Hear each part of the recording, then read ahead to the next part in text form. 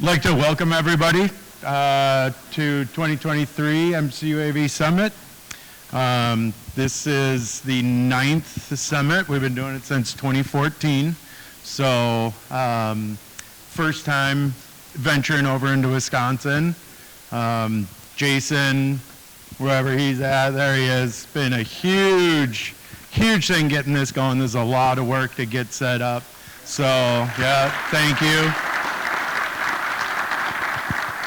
We usually start talks with this around like October, November to get this all going, so a lot of time, so appreciate it. We also have Matt Peterson, who is part of Eau Claire too. He's going to give a little welcome to everybody and give you a little lay of the land. Good morning. So I'm Matt Peterson. I'm the IT manager for Learning Spaces here at UW-Eau Claire, and I just want to give a cordial welcome to all of you and thank you for making the trip to our great campus. So first, I do want to ask the Summit Board and the Planning Committee if you could stand up so we could just recognize you and thank you for your efforts.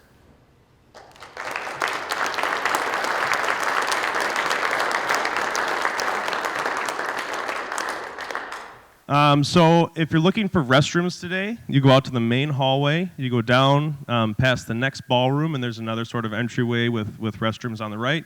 Most of the breakout sessions are in the next set of rooms down from that. If you're looking for Wi-Fi, we do have a guest network. If you need help accessing that, we'll get you in touch with the people who do that. We're more AV, so not our specialty. A little bit about UW-Eau Claire. It was founded in 1916. We currently have a student enrollment, about 9,000 students, undergraduate and graduate.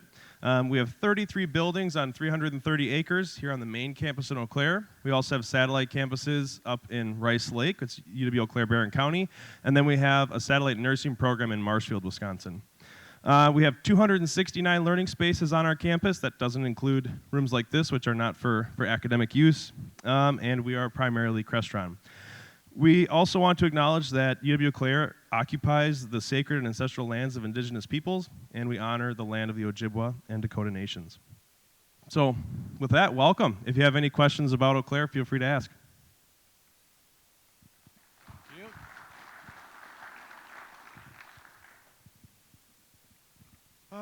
So yeah, more thank yous. Obviously, none of this is possible without all our sponsors. You can see we got the slide going through everyone who helps get this summit to be possible, right? So we're gonna ask everyone that is a sponsor just to stand up. We're not gonna go through everybody, but if somebody does want to seek you out, they at least possibly know a face to look for. So. Thank you guys, everyone. Appreciate it.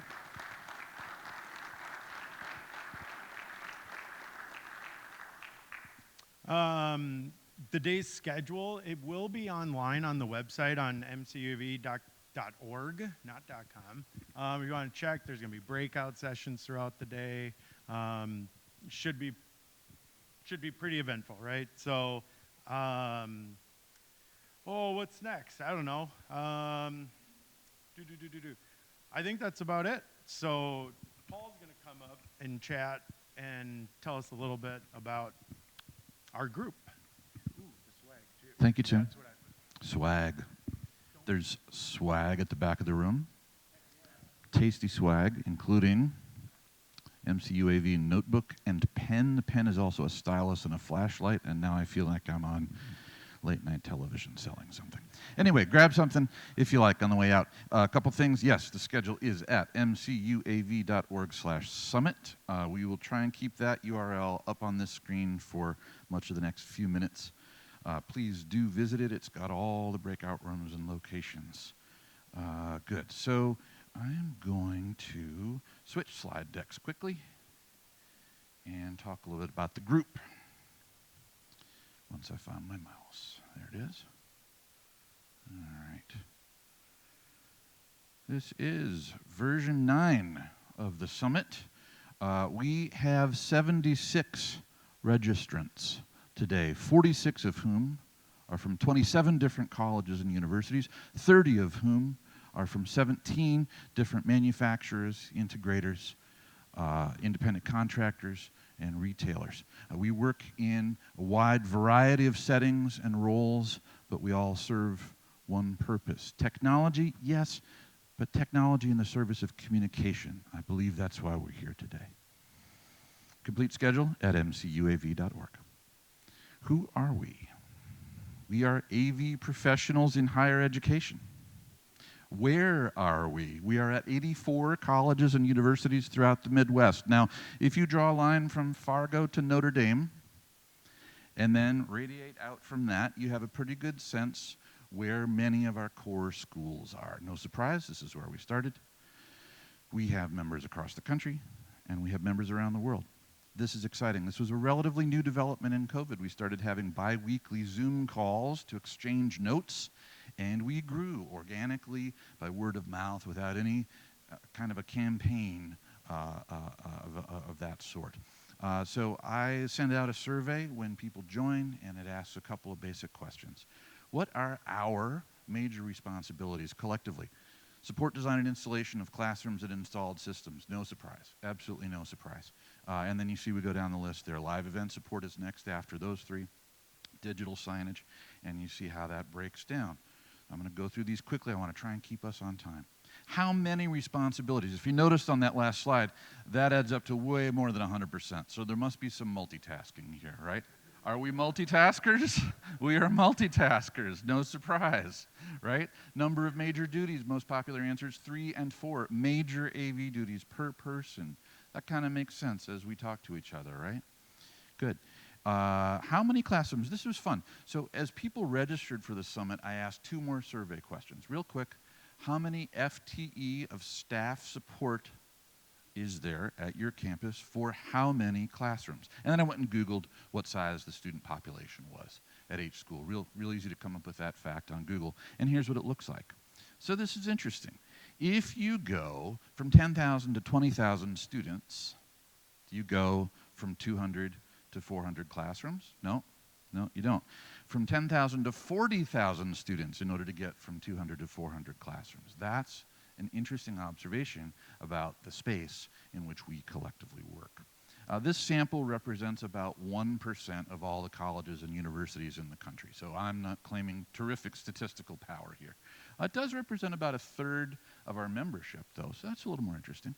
And what's fun about this trend line is how almost no data points are on it, so there's lots of variation from this trend, right? Okay. Now this gets real. How many FTE of staff support for how many classrooms? Okay, this is a little bit tighter, a little more adherent to the trend line.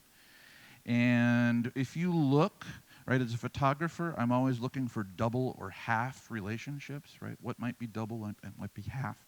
So if you look where the trend line crosses 200 classrooms and 400 classrooms, right? So that would be double. Then is that exactly double the FTE? No, it's not.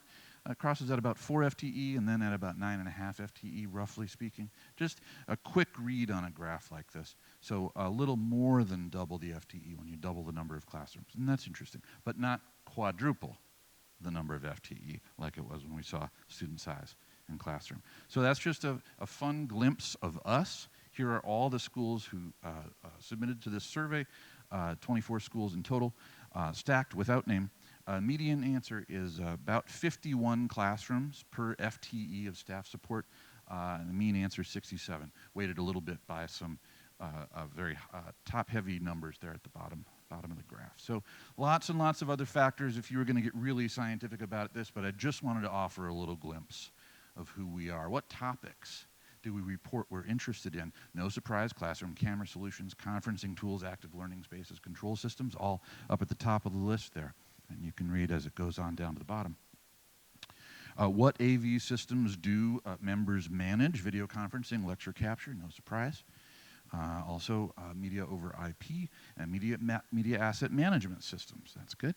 Okay, so here is the, it's a little bit like identifying what thing you do that means a lot. People manage AV control systems a lot, and here's how it breaks down as of, literally as of yesterday. I update this pretty frequently, and of course I always update it right before the summit. So those are live numbers. And finally, about half of us work for the entire organization we work for, about the other half work for some combination of departments within the whole organization. And a number of us supervise staff, supervise student workers, provide training of some kind, including some credited instruction. So in sum, if you're wondering who you're talking to at the institutions in question, I believe you're talking to the right people. Thanks for being here. Next, I did write down a few notes. Malcolm Gladwell wrote an article in the New Yorker a number of years ago. He was very interested in how Paul Revere's ride worked. Where are we going with this? Okay, stay with me. So, how in the world does a fellow galloping through the countryside in the middle of the night, hollering at the top of his lungs, managed to wake up so many people and call them to arms? Malcolm Gladwell said that's not how it worked. He noticed that of all the people who were members of all the guilds in Boston at that time, lots of people joined one guild. Some people joined 2 guilds. Paul Revere, a member of 7 guilds. Cool fact. So, Malcolm Gladwell says, he thinks that's how Paul Revere knew how to go to each community and knock on the right door and get the word out as a network rather than as an individual just hollering at the top of his lungs. James King has been working in higher education since 2008 with roles in help desk, telecom, and classroom AV support, the classic triumvirate. He recently relocated from the East Coast to Las Vegas, where he is assistant director of AV services at the Kirk Kerkorian School of Medicine, University of Nevada, Las Vegas. He writes a monthly column for higheredav.com. He co-hosts the podcast Ask the Programmer. He crews the AV Life podcast, and he founded the Higher Education AV IT group, which many of us belong to on Slack. We are very lucky to have his time and to have him joining us here today. Please help me welcome James King.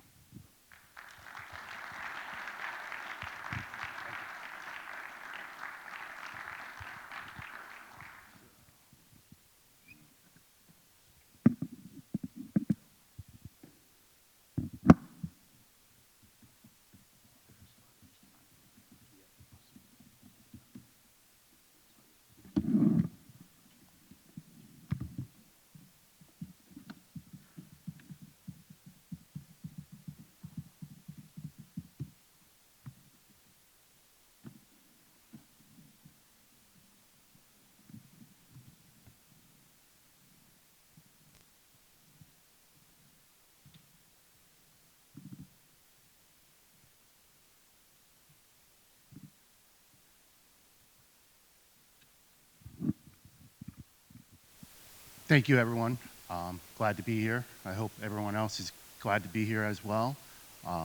As Paul mentioned, my name is James King. I am the Assistant Director of AV Services for the Kirk Kerkorian School of Medicine in Las Vegas. Today we're going to talk about the importance of building a community. So first off today, give you a little roadmap of how we're going to go into this.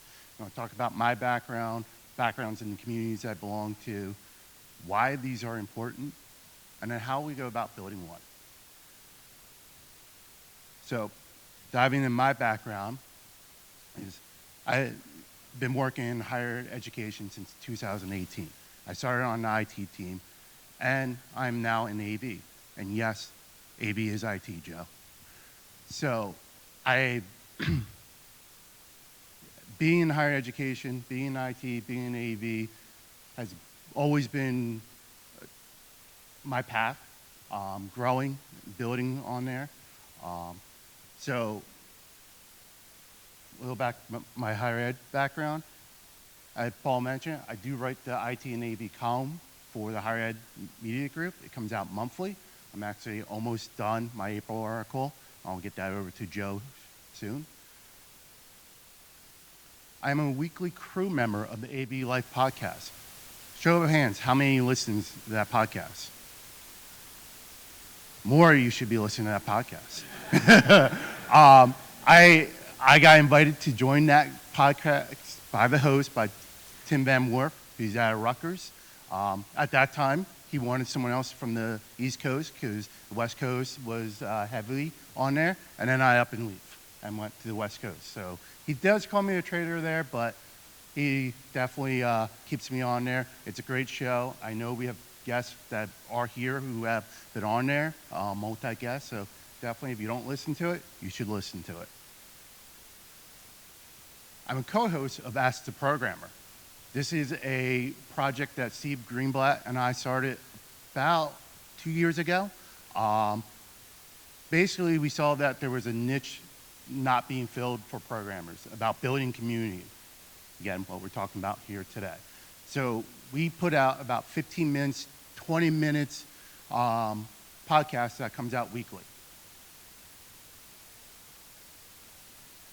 I'm on the board of directors for HEPMA. I'll go into that a little more later as we go on. But how many, by show of hands here, how many are members of HEPMA? More of you need to sign up for HEPMA. I also, as Paul mentioned, I started the Higher Ed AV IT Slack community, which I'll go into more detail. So some notable communities I've been a part of. NJ Reefers, and no, it's not what you think of. It is a saltwater aquarium community that is located in New Jersey. I'm also the next two started on Google+. They are IT-focused communities. They have, when Google+ went to the wasteland, they moved over to MeWe. Also, AV Tweeps on Twitter. That's another community I belong to. Earlier, as I mentioned, HEPMA, and then, of course, the Higher Ed AV Slack group. A little bit about NJ Reefers is it's an online message board. So it would be a community up there posting what's going on with the saltwater tanks, anything like that. They also have in-person monthly meetings. And they would, kind of like the summit here that goes across the Milwaukee, Minneapolis area, we would go different locations to the state of New Jersey. 1 month will be up in North Jersey, then Central, then Southern, and keep rotating that way, allow each member opportunity to get to the in-person. We also have supply swaps. That include livestock, equipment, all that stuff. But this really was important because it allowed the members to talk to other members of the community about their saltwater aquarium. If anyone has done a saltwater aquarium, they're very temperamental. So you have to make sure you're doing things correctly, and if you don't, you need the right advice to get them that way. AV Tweeps. AV Tweeps is a community on Twitter. I'm hopefully a lot of you all follow that AV Tweeps, but again, they also have meetup at Infocom and other events. There's also on Sunday morning, AV in the AM, which is about 5 to 6 questions. And I have to say, every time HEPMA takes over, we reach 6 million impressions. So another reason why you should join HEPMA. But there's 5 to 6 questions on AV industry, and then people discuss all day, sometimes even into Monday. Starts at 8 a.m. Sunday on East Coast time. So us West Coast folks are getting up early to take part in it. Subgroups in that AV tweet is you have some of like AV fitness. These are folks in the AV field who care about fitness, running, working out. So this is, again, they motivate and help each other. And you also have AV foodies who are sharing their food. We all love food. I mean, we saw last night everyone who was out here at dinner and then at the bars and stuff afterwards. So that was a great time. So that's another subcommittee of the AV Tweeps that's be a part of. Being a member of the AV Tweeps has helped me come out. So that's why it's been very important to me, because I was very isolated on an island. And then I got kind of started on AV and AM, made a couple comments, and it's blown up from there. The community of AV Tweeps has really embraced and allow folks like me to get out of my shell and get out there. HEPMA. As I mentioned, I am on the board as a 3-year at-large member. I'm actually on year 2 with them right now. So I got 1 more year. They're public channels. These just came about. HETMA opened up the public channel so any manufacturer, again, if you're not on HETMA, join up hetma.org, you can actually access the public channels. There's a lot of discussions that go on, equipment, events, all that stuff on the public channels. We also have private channels. Sorry, manufacturers, you're not allowed in the private channels, but higher ed folks, we're in the private channels. We have our discussions there. This is a walled garden, almost, you can say, that where we can have discussions and talk among each other. HETMA holds virtual conferences. We were virtual before it was cool. If you have not been part of those conferences, they are probably one of the best conferences I've been to, because the members drive the sessions, and the chats is what drives that. I've seen manufacturers come on who want to talk about their product. They get to 1 or 2 slides, and the chats are like, hey, tell me about the security of the product. And then the rest of the presentation is on security. They throw out their slide deck. That's what's great about the virtual conference. And InfoComm 23, we will be there in public, in person, 20 by 20 booth on the floor, having events. So make sure you're following HETMA. So HETMA, what it meant to me is it's colleagues I can talk to, connect with, and grow from there. It has helped me lead to new jobs. Member of HETMA actually posted the job that I applied for. I wouldn't have discovered it otherwise. Another reason why I kind of went for the job was I knew what that team was doing in Las Vegas. So I knew what they were doing. I knew their competency and what great technology they were rolling out, what great projects. I wanted to be a part of it. And that's another reason why I geared to that job. All right, so now into the higher ed Slack group. Sorry, Joe. I think this is the best higher ed AV group out there. The Slack group started before HETMA really got taken off online, but I seriously believe it's one of the best groups out there. It has become a clutch to some of us. It allows us to share and all that stuff. I started it for a selfish reason. And what I mean by that is I had a piece of equipment that I know I'm not the only one here who I had no choice in. My university came to me and go, we're using this piece of equipment. We are now deployed 40 of them. They're not working. Make them work. I had no say. I couldn't go, oh, we're pulling these out and putting something else in that's actually more the better solution. So it's like, all right, how do I get this working? If I put it out on the AV Tweeps, sorry, manufacturers and integrators, I know you're going to sell to me. Oh, to get rid of that product, go with my product. I didn't need that. I couldn't do that. I was invested with the university. So I took a small group of the higher ed AV Tweeps that I would follow. I created this Slack group, invited them to it. And I'm like, hey, I'm having this problem. We came together, we solved it.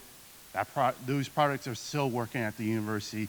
I'm no longer there, but still working as far as I know. Some stats about the higher ed AV group.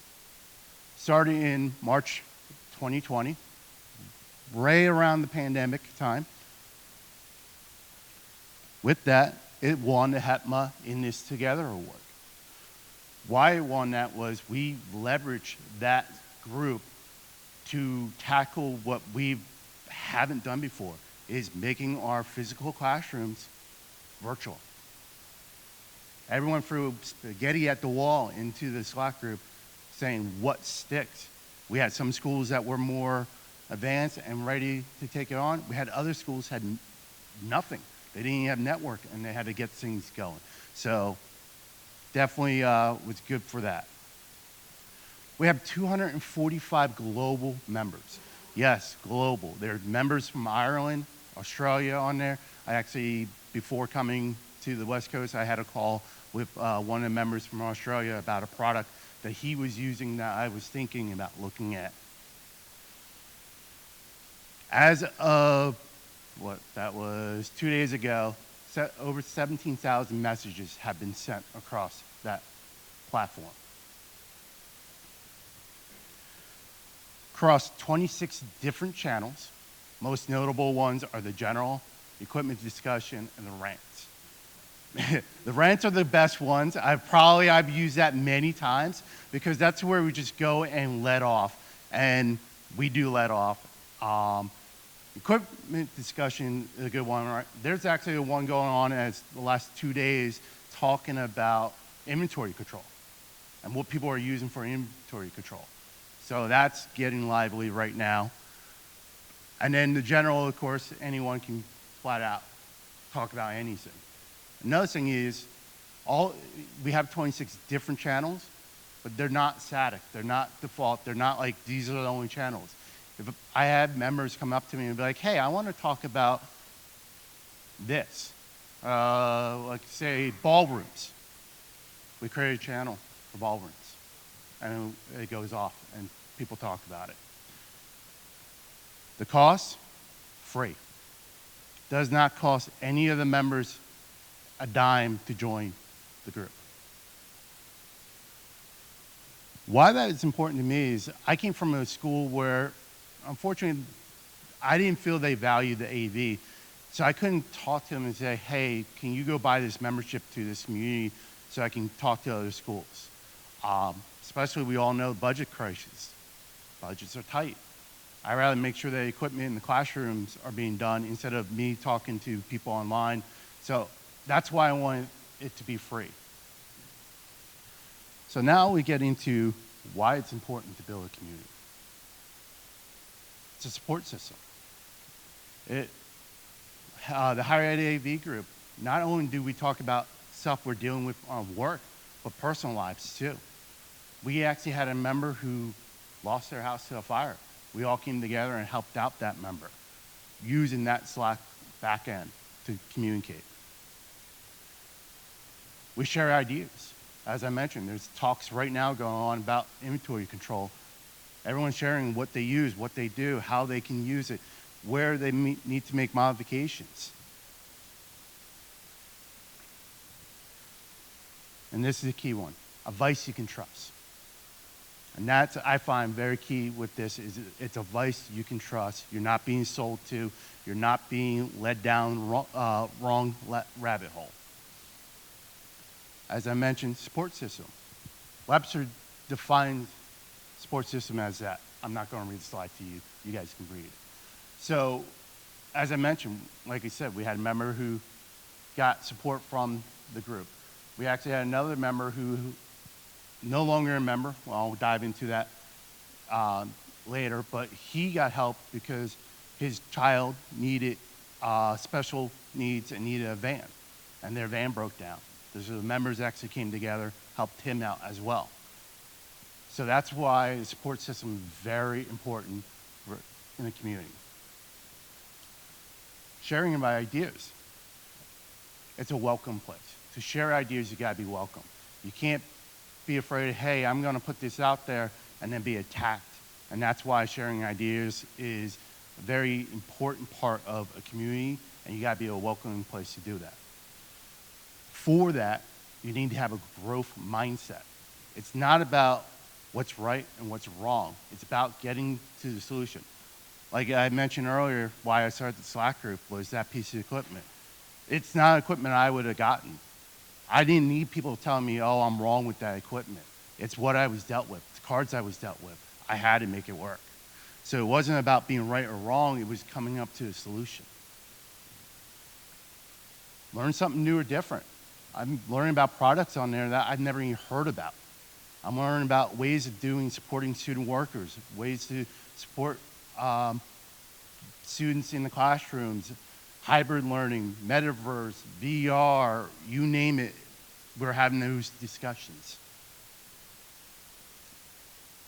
As I mentioned, it's a vice you can trust. You build a bond. You can rely on that person knowing that, hey, if I'm going to talk to them, I'm going to get an answer. So I'm going to keep going back to that person, knowing I have that bond, that advice I can trust. As I keep saying, you're not being sold to. It's not being like, hey, here's, buy my equipment, get rid of what you're having. It's coming up to a solution. It's being a partner. It's understanding the needs that we face every day. And not being led down the wrong path. Because how many times have you gone to EFR? I've seen it on Reddit. I've seen it on Twitter, Google. It's like, hey, I need to run an HMI 50 foot. Oh, you just couple on it. We all know HMI doesn't go over 50 foot without a booster. So you have to get trusted advice for that. If you just go out, if you didn't know that and you Google that and you saw someone duct tape HMI cable together, you're not going to know any better. And then you're going to be like, why doesn't it work? So that's why you have to have a community where you can build a bond and have advice you can trust on. So I got a couple quotes from the community on my Slack group. I'm going to put them up. I'll let you guys read them. Again, I'm not going to read word for word on slides.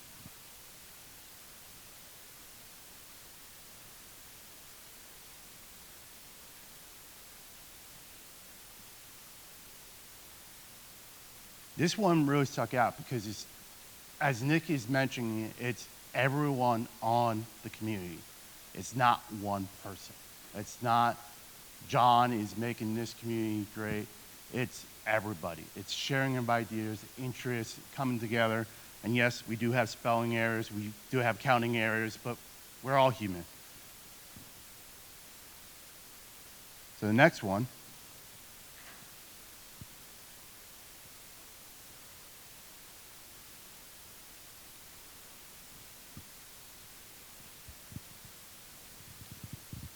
As John mentioned, we're a hive mind. Again, it's diving into those issues. I remember one time I had a ticket in that there was a buzz on Zoom. All right, how am I going to figure this one out? Am I going to record a Zoom session and then try to figure out what's causing the buzz? So I went to the Slack group and go, hey, who has time to jump on a Zoom call? I have a buzz I need to track down. I had 5 members jump on. And we tracked down that buzz. They're like, yeah, it's still there. No, it's not there. And this was the buzz on the far end, so not in the classroom. We weren't hearing it in the classroom end. So we were able to track down where that buzz was without me jumping through hoops because my coworker was tied up on another project. So I didn't need to pull resources out. I was able to get resources. Then I also asked the community, give me a word about why you're still a member of the community. So I'll let you guys look over those words. I know not too many up there.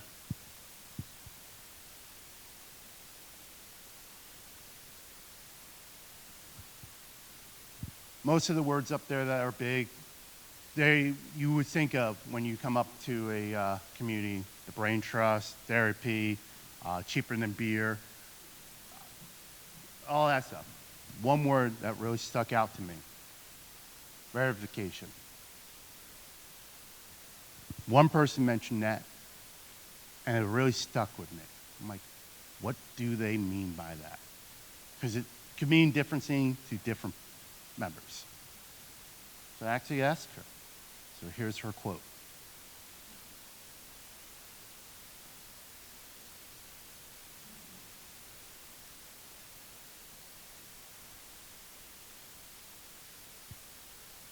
So that's what verification meant to her from what she got from the group. So let me tell you where I went with my verification. And like I said, we all have different meanings for it. You're not alone. As he's mentioned, it was a resource you could use. You could reach out. You're not on an island by yourself.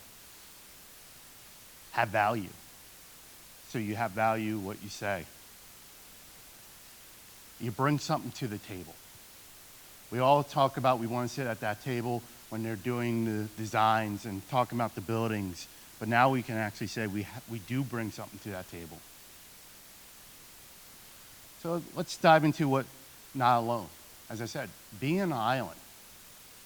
Another reason why I got out into the communities was where I was, my coworker, nothing against him on the East Coast, is he didn't care about AV.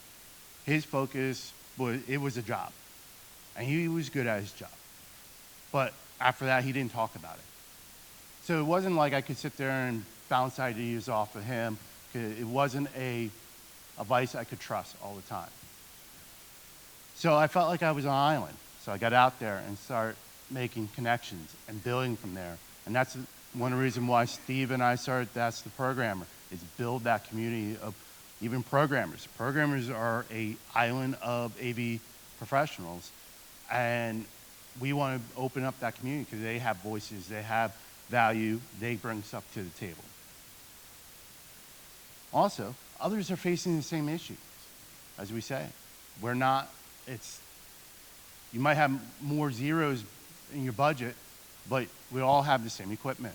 It's either some kind of Tron device out there, AMX, Harman, whatever. We all have them. We all have projectors. We all have displays. We all have the same equipment.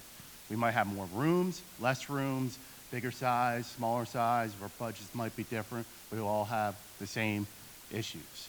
We have to educate our students with the tools we have. As I mentioned, we had COVID support. That was very important, I felt, during the COVID time, was we all leverage each other. It wasn't even of, hey, how are you doing hybrid learning? Or how are you doing this in your classroom? But there was also messages, how are you doing? How are you mentally holding up? Because we all got thrown home. We all got thrown into a world that we didn't know, and mental illness is big. And this allowed us to check on other members and making sure they were mentally mentally there. Like they had a support system, going back to what I was talking about earlier. So, going that, I have another quote from actually Mike, who's here, because this has stuck with me from when he's talked about it a couple times. I'll let you guys read it.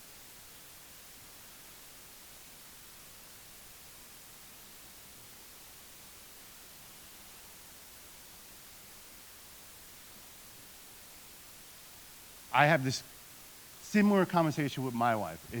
She's always saying, you're always talking to those folks. They're my peeps. Those are members I can talk to, because, my wife doesn't know what AV is. My kids don't know what AV is. As I was mentioning last night, my kids only really know what AV is from the show Stranger Things. That's where they're learning AV. I tell them what I do, but the kids don't listen to their parents. So that's where they know what AV is. It's from the show.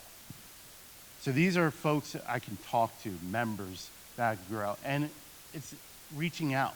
It's not just, hey, you're in New Jersey, this is who you're talking to. Or, hey, you're in Vegas, this is who you're talking to. I'm talking, as I mentioned earlier, someone from Australia. We have Ireland, California, Tennessee, East Coast, West Coast, you name it, they're on there.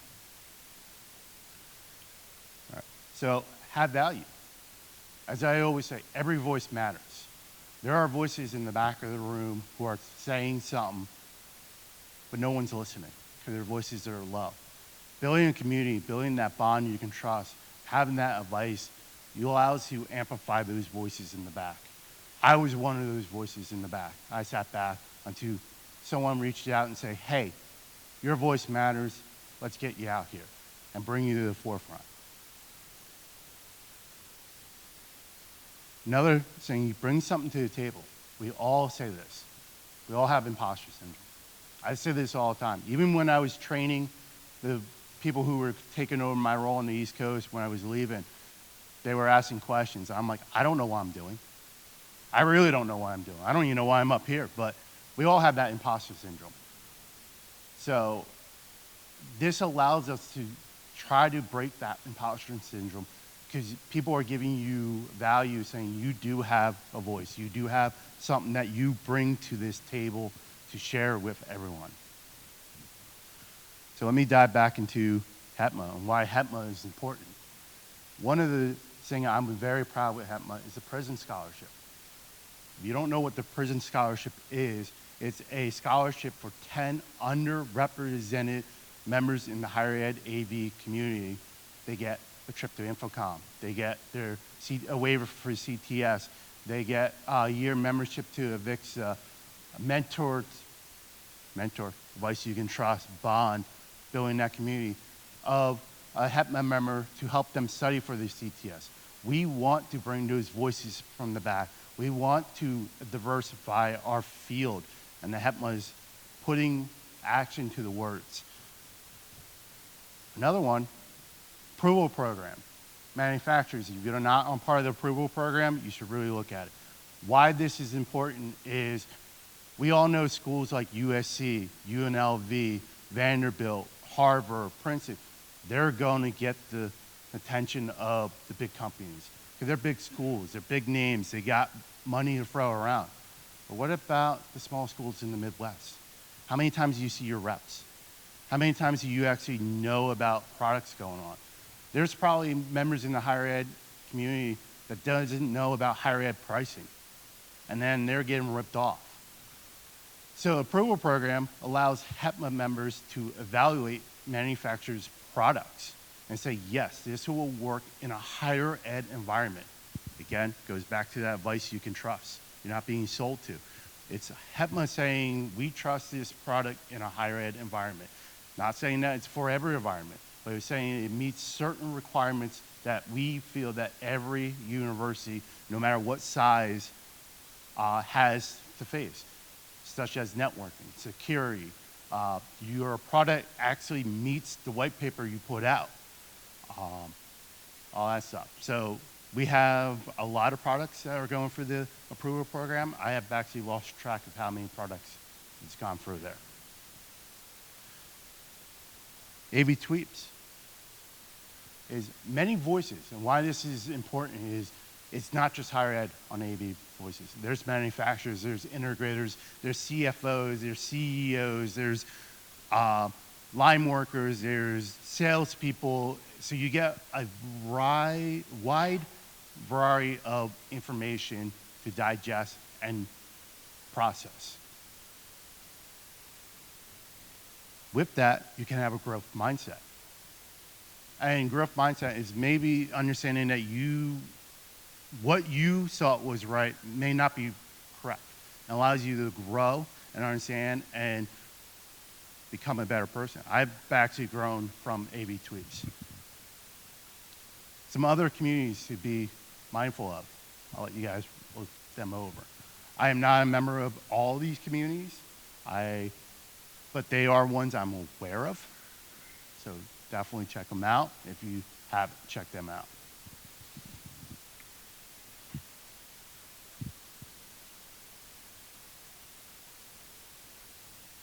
So let's go into how to build. First off, I did not build a community. People think I did. I didn't. The community built the community. All I did was give them a platform. I say, hey, I took a small subset and say, hey, let's come together and talk. They went out, talked to other people. Those people went out and talked to other people. And it grown, and like I said, we're now at over 240 some odd members globally. So I did not build it, the community built the community. I can even show you examples. Here's a couple of communities I failed. On Google+, I had an AVIT Slack group, or not Slack group, AVIT on there. Really never took off. I even tried to move it over to MeWe when we moved over there. Again, never took off. So I had to think about why, like what's important to build a community. And these are a couple key elements I feel are important. Low barrier to entry. Organic, we heard Paul talk about that earlier. Focus and adds value. Another one is stay true to who you are as a person and as a community. So let's dive into this. What do I mean by low barrier entry? Cost. As I mentioned, the higher ed Slack group is free for members. HEPMA is free for members. but not just cost of money value, but time. If it takes me a lot of time to sign up for your membership, that's a cost to me. We are all busy individuals, as Paul said, what was 3 or 4 different hats we're all wearing? And now I gotta spend extra time jumping through your registration system or checking on things. That's a barrier, that's a cost to me. Hurdles, as I mentioned, is how many questions do I have to fill out? Is there a hurdle to get on your site? Is it jumping through things? Do I have to go get approval from my school to be a member? That's all hurdles that we need to keep in mind. So we need to keep those hurdles low. And time. So time is a big one, as mentioned earlier, is we're all busy. We're all always busy. So is there a time commitment? Do you have to serve on a committee? If so, that's something that might keep people out. Do you have to be a member for so long? That's another thing that might keep people out. How long it takes to respond to messages. As I mentioned, I am part of the NJ Reefers Club with Saltwater Community. There's a global one out there called Reef to Reef. If I go on there, I get drowned with information. It's like drinking from a fire hose. It's harder to actually feel part of that community. I can go there for trusty information, but I don't feel part of that community just because it's too much time to process it all. I can't sit there and actually connect with those members. Organic, free flow. You allow information flow. You have some set rules, but they're more guidelines instead of rules. And you allow the discussions to take off. You don't drive the discussion. As I was saying with the free flowing, not force. You're not forcing a topic. You're not forcing what people are talking about. You're allowing the members to drive the discussion. There's no pressure. Just like the AV tweets, I didn't have to communicate. I could be that fly on the wall. I was that fly on the wall for a while. And then I made a comment. And then I made a couple more comments. And then made a couple more. And now I'm almost always active on there. So you're not forced. There's no pressure. You can sit back and be that fly on the wall until you're ready to jump in. Stay true to who you are as a person. And this is very key. We all can see a fake. No one wants to be around a fake. And you put on a mask, people are going to see it right through it. It goes back to that whole time discussion we have. I don't have time for a fake. I don't have that advice I can't trust, that bond we're building. You're not going to have that. It turns people off, turns members off, especially if the community allows a person who's a fake to drive that conversation. So those are why you need to stay true who you are as a person. Stay true to as a community. Provide value to that member. What is your member getting from that community? That's where you want to say. The higher ed Slack group. This is a private group to just higher ed folks. Going back to John. John's no longer a member of the higher ed group because he's no longer higher ed. I'm still friends with John. I still talk with John. We still have a connection. But he's not a member of that community anymore. And I'm very up on it. In fact, one member, he announced that he was leaving, and I saw that was saying that was his last day, so I kicked him out before he was even done with higher ed. I got a message, hey, what's going on? Why can't I get into it? I was like, oh, I thought you left higher ed already. Again, staying true to who we are a community. That allows the members to know that the value that the community is giving them is going to be true to them. Goes back to those set rules for the community, as I mentioned. The higher ed one, like I said, my own main role is you got to be in higher ed, AV. You have to use your school email address to go in there. Second, you leave higher ed, you're coming off that group. And I actually have members who now honor that rule and say, hey, message me to go, hey, here's my last day in higher ed. Let me know when my account's no longer active on here. Because they got value, they got that rule from that community, and they understand why that's important. So think about it. Community. Has your meaning of community changed from after this discussion? So I'll let you think for a moment. And then I will now take any questions, but also you can scan that QR code, Joe, change your password, and you will get my contact info, my email address, my Twitter handle, my LinkedIn profile. And as I said, now I'll take any questions.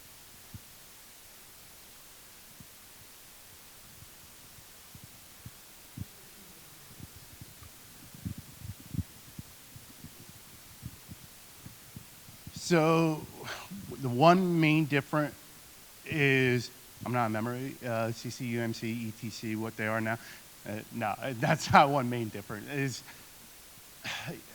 we were actually talking about this last night. We're not in competition with them. We're a partner with them. One thing is ETC is, like on the board for ETC, is you have corporate members. HETMA board is only higher ed folks and will only be higher ed folks. ETC, you gotta do. No reason, nothing against having that do. It's value, brings value to members, that's why it's important. HETMA will always be free. So those are some different. But as HETMA, we say we're an advocate for higher education. So we are fans and support ETC and all the other community out there. As Paul mentioned with Paul Revere, he was a member of 7 different guilds. I'm a member of multiple communities. You all should be members of multiple communities.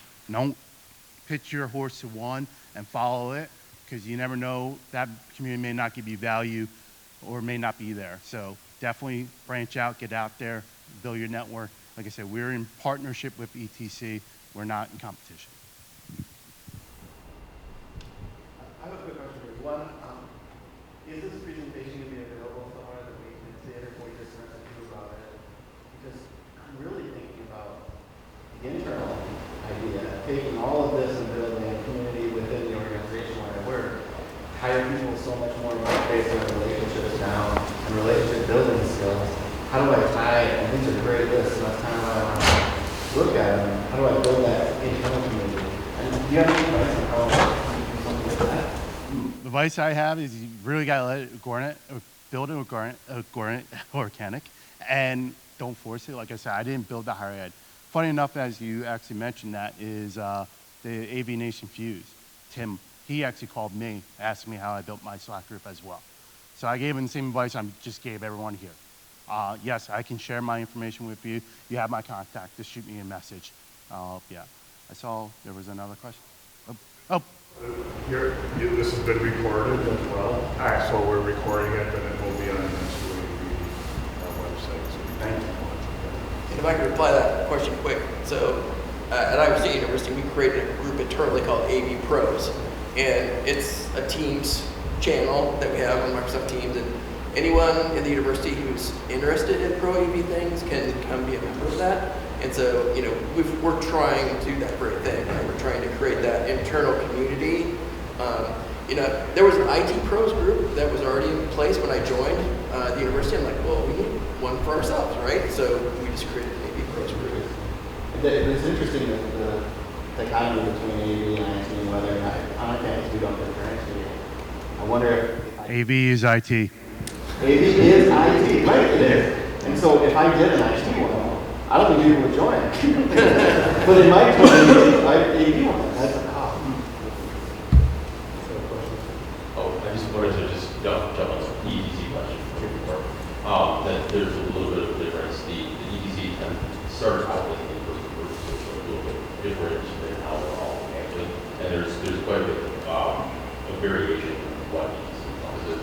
I'm the chair of the first leadership group. We have Twitter and we have a very wide range of things. So. Any other questions? You mentioned drinking from the fire hose when you started that global reaper group. How do you right size how much energy you put into finding and building sustainable communities? Because I see all of this as a lot of work. My guess is a certain portion that is maybe not compensated, like it's a little bit of blurring of private time versus on-the-job time. So how do you measure, how do you balance out and right size, finding the right groups, and then the right time during the week participating in those groups? So that is all the groups I'm a member of is on my own time. They're not part of my university. The higher ed Slack group I created, 100% me, had nothing to do with the university. There's a saying is, if you want to do something and truly want to do it, you'll find the time. We are all, as we've mentioned, we're all busy. But again, I got stuck in that island. I'm like, hey, I need an avenue. I need someone to talk to. I'm on an island. I'm in southern New Jersey. There wasn't many universities around us. I didn't have connection with people. I needed to branch out. And so I took it on my own time. And I get yelled at by my wife every Sunday. She's like, will you get off Twitter? I get yelled at. Like, I'll be trying to go to bed, and there'll be a message on this Slack group. I'd be checking it. Yes, I spend a lot of my personal time, and sometimes work time as well, checking these messages and being part of the community. Again, I don't drive the community. I'm just a member of it. I'm taking value from it just as everyone else. Okay, great question. Any others? Well, thank you.